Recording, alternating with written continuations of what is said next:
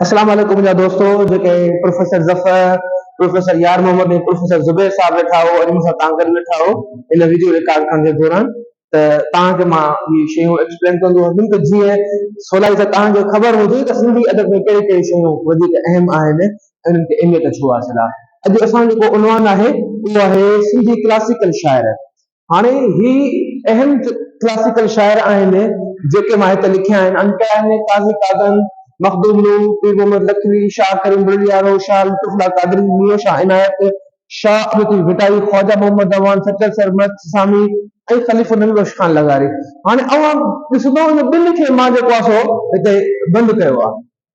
पोइ न इन जो ज़रूरत सबबु इहो आहे त हिननि ॿिनि ते घणो कमु न थियो आहे या इन्हनि जो शाइरी असांखे घणी कान थी मिले। हा अलबत्ता कमु ज़रूरु आहे जंहिंजे करे असांखे इन्हनि खे बे पढ़णो आहे, पर घटि सभ खां वधीक जेको असांखे पढ़णो आहे उहो ॿिनि खे पढ़णो आहे जो इन्हनि जो तमामु घणो कमु आहे ऐं इन्हनि जी तमामु घणी तहक़ीक़ थी आहे। अॼु असां सिर्फ़ु हिकिड़े शाइर क्लासिकल शाइर ते पढ़ंदासीं ऐं उहो अॼु असांजो शाइर आहे काज़ी कादर। असां हिन जी तारीख़ में कोन वेंदासीं, असां हिन जे जेको आहे सो पोयनि कारनामनि ते कोन वेंदासीं, उन छा कयो छा न कयो उहे तज़ाद आहिनि, उहे तव्हां पाण पढ़जो वञी तव्हांखे ख़बर पइजी वेंदी त तारीख़ में हुन कहिड़ा चीज़ कया या न कया। असां उन सां न आहियूं, पर सिंधी अदब जी तारीख़ में जेको हुनजो किरदारु आहे असां उन किरदार खे वाज़े कंदासीं त सिंधी अदब जी ॿोली, सिंधी अदब ऐं ॿोली में जेको किरदारु आहे। हाणे ही पहिरियों शाइर आहे जंहिंखे असां क्लासिकल शाइर चऊं था। जेसीं ताईं तहक़ीक़ कोन थी हुई तेसि ताईं हिन जा असांखे सिर्फ़ु 7 बेत मिलिया हुया। हे असां हिते लिखिया पिया आहिनि, सिर्फ़ु 7 बेत मिलिया हुआ ऐं उहे 7 बेत में शाह अब्दुल करीम बुलरी वारे जे मलफूज़ात मां मिलिया हुआ, बयानुल आरिफ़ीन व तंबीहुल गाफ़िलीन मां, जेको हिते असां लिखियो आहे। हाणे ही जेको हुयो उहो शाह अब्दुल करीम बुलरी वारे जेको मुरीद हुयो उन मुरीद लिखियो हुयो। उन में छाकाणि त शाह अब्दुल करीम बुलरी वारो सूफ़ी दरवेश हुयो, सूफ़ी माण्हू हो, हू न रुॻो पंहिंजी शाइरी चवंदो हुयो पर उन वटि जेके माण्हू ईंदा हुया उन्हनि खे ॿियनि जी शाइरी पिणु ॿुधाईंदो हुयो। जीअं हू वक़्त जे हालातनि सां फिरंदो वेंदो, काज़ी कादर जा शेर ॿुधाई ऐं उहे हुन हुनखे ॿुधाया त मियां मोहम्मद रज़ा ठटवीअ उन वरी जेको आहे उन में लिखी छॾिया आहिनि। मियां मोहम्मद रज़ा ठटवी न, मियां मोहम्मद रज़ा हुन में लिखी छॾिया। त असांखे इब्तिदाई तौर ते काज़ी कादर जा 7 बेत जेके असांखे मिलनि था उहे बयानुल आरिफ़ीन व तंबीहुल गाफ़िलीन में मिलनि था। अॻिते हलियासीं, तहक़ीक़ थी, तहक़ीक़ जा नवां दर खुलिया। हिंदुस्तान जो शहर आहे हरियाणा, हरियाणा जो हिकिड़ो मंदिर आहे, उन मंदिर मां असांखे जेको आहे सो संतों की वाणी जे नाले सां हिकिड़ो ग्रंथ मिलियो। उन में ख़बर पई त देवनागरी लिपीअ में काज़ी कादर जा 112 बेत मिलिया आहिनि। देवनागरी लिपीअ में काज़ी कादर जा 112 बेत मिलिया आहिनि जेके सिंधी ॿोलीअ जे महान कवि यानी कि जेको हिन मुहक़िक़ हीरे ठक्कर ईस्वी 1978 में दिल्लीअ मां छपराए पधिरा कया ऐं उन खां पोइ जॾहिं हुन इहो कमु कयो त इन ते जयराम दास ऐं दौलतराम जेको मुहाग लिखियो, उन मुहाग में हुन ॻाल्हि कई त हिंदुस्तान में जहां इहो कलाम लॻो आहे सिर्फ़ु एतिरो कोन हूंदो, इन में अञा वधीक कलाम हूंदो। इन करे ज़रूरी आहे त इन ते अञा वधीक तहक़ीक़ थियणु घुरिजे।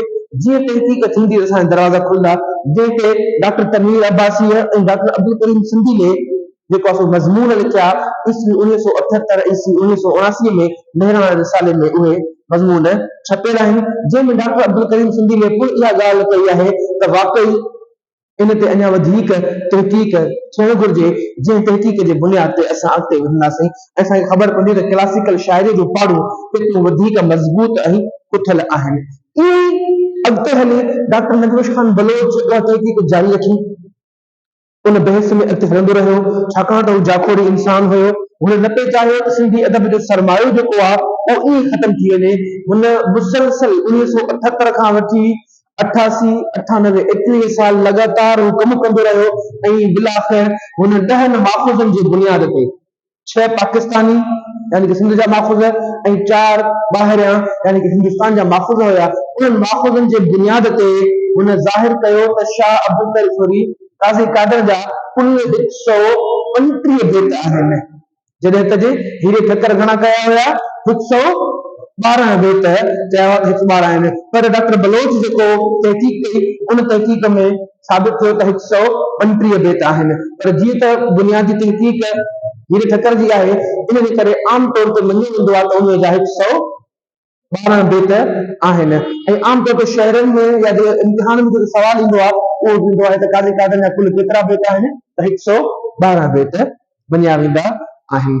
हाणे इहो हिकिड़ो मुख़्तसिर ख़ाको हुयो जेको असां हिते पेश कयो आहे, ठीकु आहे। हाणे इन में शाइरीअ में अंदरि कहिड़ी शाइरी आहे, कहिड़े क़िस्म जी शाइरी आहे, छाकाणि जेकर असां हिते वधीक ॻाल्हाईंदासीं त तमामु घणो अॻिते हली वेंदो, पर एतिरो ज़रूरु चवंदासीं त काज़ी कादन किथां जो हुयो ऐं कीअं हिते आयो, उन जा कहिड़े नमूने सां शाइरी ते बिलाड़ो कीअं थियो, उहे ॿी वीडियो जेका असां ठाहींदासीं या ॿियो दफ़ो तव्हां हिते ईंदो त मां तव्हां ज़रूरु ॿुधाईंदुमि, पर सभ खां पहिरियों ज़िक्र जेको आहे उहो असांखे तारीख़ मासूमीअ में इन जो मिले थो। ऐं हिन शाइरी जे बुनियाद ते जेको 1978 में इन असांखे शेर मिलिया, 112 शेर मिलिया, उन जे बुनियाद ते हिनखे सिंधी क्लासिकल शाइरीअ जो अबु चयो वेंदो आहे। इहा हिन जे अहम इंफॉर्मेशन आहे जेका गुज़िरियल पेपर में ॾिठा हूंदा या जेके ईंदा रहंदा आहिनि क्लासिकल शाइरी हवाले सां, उन में इहा मालूमात ईंदी आहे। बाक़ी जो बि लफ़्ज़ जेका तनक़ीद थी आहे या उन लफ़्ज़ में अंदरि कहिड़ियूं ख़ूबियूं ऐं ख़ामियूं आहिनि, उन कहिड़े क़िस्म जी शाइरी कई आहे, इन ते असां कॾहिं वेही डिस्कस कंदासीं या कॾहिं हिते तव्हां ईंदव त उहो शेर लिखी उन ते असां तव्हांखे खोले सम्झाईंदासीं त काज़ी कादन जी तारीख़ में इन खां वधीक कहिड़ी हैसियत आहे।